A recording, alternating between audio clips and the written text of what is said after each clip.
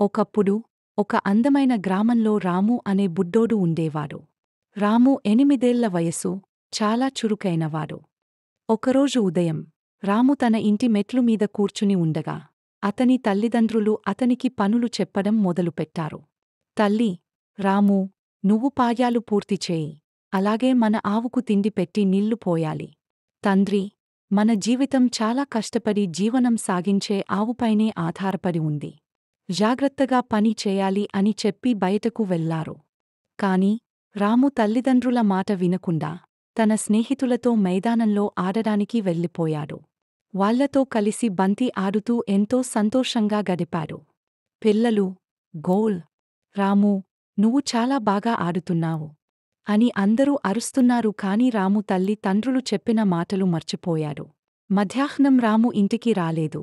రాము ఆవుకు తిండి పెట్టడం మర్చిపోయాడు. ఆవు ఆకలితో ఉన్నది.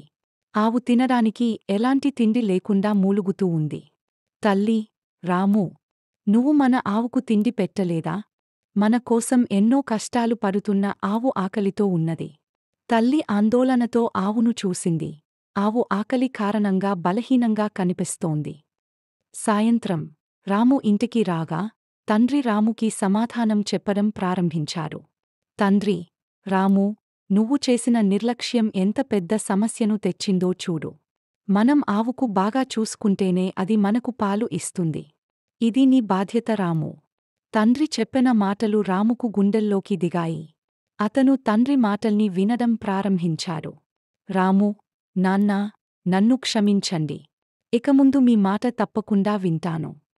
మరునాడు ఉదయం రాము ఆవుకు నేరుగా వెళ్ళి గడ్డి తినిపించాడు. అతనికి కొత్త బాధ్యత మీద గర్వంగా అనిపించింది. రామూ, ఇది నీకు గడ్డి, మా ఆవు.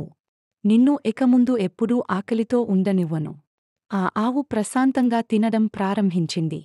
రాము నిశ్శబ్దంగా తన తల్లిదండ్రులను చూసి నవ్వాడు. ఆ రోజు నుంచి రాము మంచి పిల్లవాడిగా మారిపోయాడు. ఈ కథ మనకు ఒక విషయం చెబుతుంది. తల్లిదండ్రుల మాట వినడం, మన కర్తవ్యాన్ని సక్రమంగా చేయడం చాలా ముఖ్యం. బాధ్యత కలిగిన వ్యక్తిగా ఎదగటానికి ఇది మొదటి అడుగు.